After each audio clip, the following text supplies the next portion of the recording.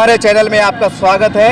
और आप देख सकते हैं विश्वकर्मा जालना रोड के ऊपर है। आज मुक्ति संग्राम का दिन है। आज मराठवाड़े के यौम आज़ादी मना रहे हैं। पूरी जनता में खुशी का माहौल है और हमारे शहर में मुख्यमंत्री का आगमन हुआ है। मुख्यमंत्री साहब आगे हैं। अब थोड़ी देर में झंडा वंदन होने वाला है और इसको लेकर एमआईएम की अपनी भूमिका है। उसका कहना है कि शहर का विकास नहीं हुआ। मराठवाड़ा तो आज़ाद हुआ लेकिन मराठवाड़े का विकास नहीं हुआ। हम समझते हैं जब से मराठवाड़ा आज़ाद हुआ है, जब से इनका विकास नहीं हुआ, इसके साथ अन्याय हुआ, इस तरह के आरोप एमआईएम की ओर से लगाए गए हैं। और उसके लिए उन्होंने एक अनोखा अभियान चलाया है कि मुख्यमंत्री के दौरे के ऊपर उन्होंने फूलों की बारिश करने का जो फैसला किया है और एक अनोखा अभियान है। तो हम समझते हैं पूरे महाराष्ट्र में ये ऐसा पहला अभियान है कि जहाँ पर एक विरोध के प्रकट में एक फूलों की बारिश हो रही है, फूलों की वर्षा हो रही है। ये पहला अवसर देखा जा रहा है जब से मराठवाड़ा आज़ाद हुआ। जब से हम देख सकते हैं पूरे शहर में इस वक्त पुलिस के कड़क बंदोबस्त है, पूरी व्यवस्था कड़क है। देखिए, दरअसल आज बात यह है कि आज 17 सितंबर को मुख्यमंत्री साहब औरंगाबाद के अंदर तशरीफ़ ला रहे थे और तशरीफ़ लाने के बाद में हमारे माननीय खासदार इम्तियाज़ जलील साहब ने एक एजिटेशन चलाया, एक आंदोलन चलाया था कि भाई जो स्पोर्ट्स इंटरनेशनल यूनिवर्सिटी जो यहाँ से हटाई गई और मराठवाड़ा विकास महामंडल आपने यहाँ पर दिया है, लेकिन मराठवाड़ा का कोई विकास मराठवाड़ा में हो नहीं रहा है। और जैसा यहाँ पर ये बात की जा रही है और मीडिया की तरफ से बताने की कोशिश की जा रही है कि आज हमने कोई आंदोलन किया है, ये आंदोलन नहीं था। आज मुख्यमंत्री साहब का सत्कार था, इसलिए था कि मराठवाड़ा में सारे काम हो गए, कोई काम बाकी नहीं रहा। मास्टर शासन की इतनी बेहतरीन सरकार चल रही है कि इंटरनेशनल यूनिवर्सिटी औरंगाबाद में आ चुकी, उसी तरह IT सेंटर औरंगाबाद में खुल चुके, उसी तरह एम्स औरंगाबाद में आ चुका, तमाम रोड चकाचक बन चुके, कचरे का कोई प्रॉब्लम नहीं है, पानी का कोई प्रॉब्लम नहीं है। सारे अच्छे काम मुख्यमंत्री साहब के कार्यकाल में हुए, इसलिए आज हमने उनका जंगी पैमाने पर सत्कार किया, उनका स्वागत किया है और उनको बताया है कि हम आपके काम से बहुत खुश है। आपने मराठवाड़ा विकास महामंडल खोल के रखा, 10 रुपये का बजट नहीं देते वहाँ पर, और हर साल 17 सितंबर को आप यहाँ पर आके मुक्ति संग्राम के दिन आप तिरंगा ध्वज फैलाते हैं। बड़ी अच्छी बात है, रोज़ फैलाइए, ये हमारे सम्मान की बात है, देश के सम्मान की बात है। लेकिन मराठवाड़े के बाद मराठवाड़े में जब आप आते हैं तो एक पैकेज भी घोषित कीजिए। मराठवाड़े में विकास कैसा हो उसके लिए फंड भी दीजिए। 1.5 साल से जिस दिन से म्यूनसिपल कमिश्नर यहाँ पर आए हुए, शहर के अंदर गड्ढे पड़े हुए, 10 बार हमने आंदोलन किए, एमआईएम पार्टी ने आंगों पे केसेस लिए, एमआईएम पार्टी सड़क पर उतर के लड़ रही है लोगों की सुविधा के लिए। और यहाँ पर सिर्फ 17 सितंबर को मुख्यमंत्री साहब आते हैं, झंडा जो लहराते हैं, टोपी पहन के आते हैं, पूरे शहर को टोपी पहना के चले जाते हैं। इसलिए आज हमने उनका सत्कार रखा था कि बहुत बढ़िया काम चल रहा है। ये तिगड़म सरकार बहुत अच्छा काम कर रही है, तीनों मिलके बहुत बेहतरीन काम कर रहे हैं, इसलिए आज हमने उनका सत्कार किया है।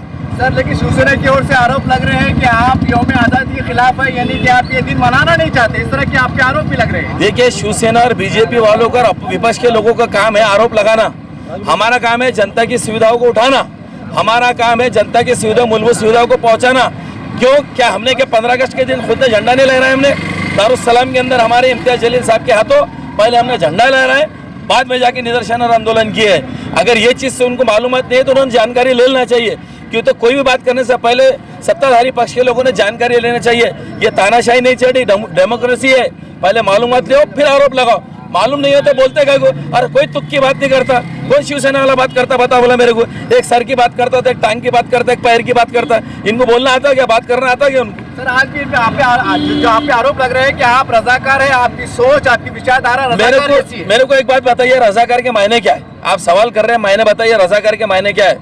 शिवसेना में जितने लोग काम कर रहे हैं वो रजाकार है, बीजेपी में जितने लोग काम कर रहे हैं वो रजाकार है, कांग्रेस में जितने लोग कर रहे हैं वो रजाकार है, जितने राष्ट्रवादी में काम कर रहे हैं वो रजाकार है, और जो एमआईएम में काम कर रहे हैं वो रजाकार है। रजाकार के मायने वर्कर होता है, कार्यकर्ता होता है, ये बेवकूफ़ों को मालूम नहीं है।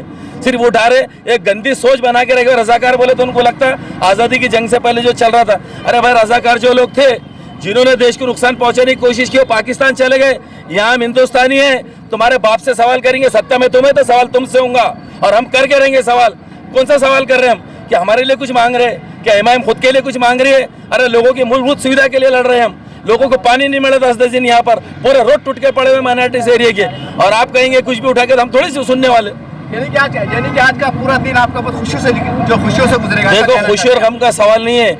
आप सत्ता में बैठे, आप लोगों को सुविधा नहीं दे रहे तो बेवकूफ़ बनाने के धंधे बंद होना चाहिए, ये हमारा बोलना है, बड़ा साफ बोलना है। और अब किसकी मुक्ति, कहाँ हुआ संग्राम? चलो कीजिए सवाल मेरे से, काहे की मुक्ति और कहाँ का संग्राम? कोई संग्राम हुआ था? किसको मुक्ति मिली? बोलिए ना मेरे को। लेकिन सर वो बताते कि हिंदू मुस्लिम का अरे झगड़ा था। अरे वो बताते काय का झगड़ा था? मेरे को एक बात बताइए, निजाम सरकार साहब ने 1948 में सरेंडर किया, हिंदुस्तान गवर्नमेंट के पास सरेंडर किया, और सरेंडर करने के बाद में हिंदुस्तान एक एमयू जो तो फाइल हुआ आंध्रा हाई कोर्ट के अंदर हिंदुस्तान गवर्नमेंट के साथ, निजाम सरकार का। उसके बाद में उनको राज प्रमुख बनाया गया कि रजाकारों को हिंदुस्तान की गवर्नमेंट का राज प्रमुख बना दिया गया। ये बेवकूफ़ों को मालूम है क्या कुछ ये बोल क्या रहे बोल के, और ये क्या मना रहे बोल के?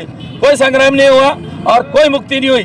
ठीक है, हिंदुस्तान और दखन हमारा विलय हुआ, इस बात की हमको भी खुशी है कि हिंदुस्तान का राज्य हिंदुस्तान में रहना चाहिए, अलग कैसे रह सकता? यानी खाली राजनीति चल रही है, आप ये कहना चाहते हैं? गंदी राजनीति, राजनीति भी नहीं, गंदी राजनीति चल रही है। लोगों की सुविधा की बात करो, आएंगे नाम आएंगे। दूसरी बात, क्या 3 आज़ादी यौम आज़ादी मनाने वाले के हिंदुस्तान के अंदर? हिंदुस्तान सिर्फ 47 को आज़ाद हुआ है, उसी को हम आज़ादी का दिन मानते हैं। और आज एमआईएम के कार्यकर्ता सभी हम समझते हैं, मराठवाड़े के लोग ये खुशी के मारे पागल हो रहे हैं कि शहर का विकास हो गया है। ये पूरे हिंदुस्तान में एक पहली, भारत में पहली अनोखा एक जो तो देखा जा रहा है कि इतना बड़ा विकास है, लोग खुशी के मारे रोड पे आए, और आप भी दीवानी की तरह रोड पे आए। इस दीवानगी का आलम क्या है, इसके मायने क्या है, बताइए आप। हमारे दीवानगी का आलम ये है साहब के जो स्मार्ट सिटी के तहत मुख्यमंत्री साहब औरंगाबाद को इतना डेवलप कर रहे कि एक कंकर, एक पत्थर, एक मिट्टी की धूल रास्तों पे नज़र नहीं आती।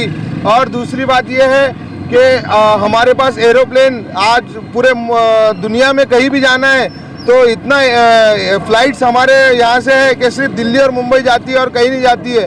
इसलिए हम मुख्यमंत्री साहब का तहे दिल से शुक्रिया अदा करते हैं, स्वागत करते हैं। हमें खासदार साहब ने ये इंस्ट्रक्शन दिए हैं कि हम मराठवाड़े के असल मायनों में मावड़े हैं, मावड़े जो हम लड़ते थे, जिन्होंने ये सब काम किया।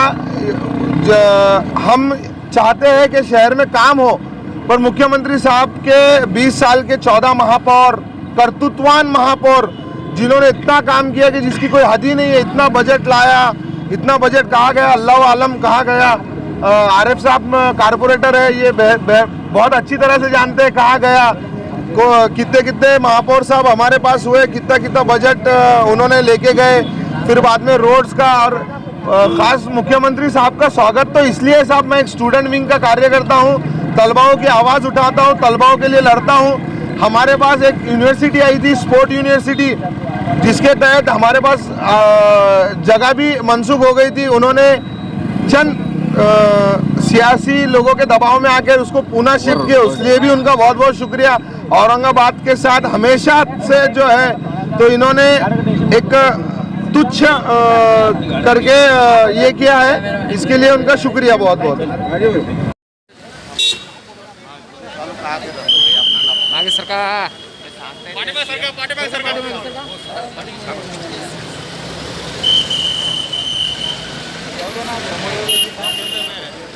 इकडे कॅन होईल त्यांचं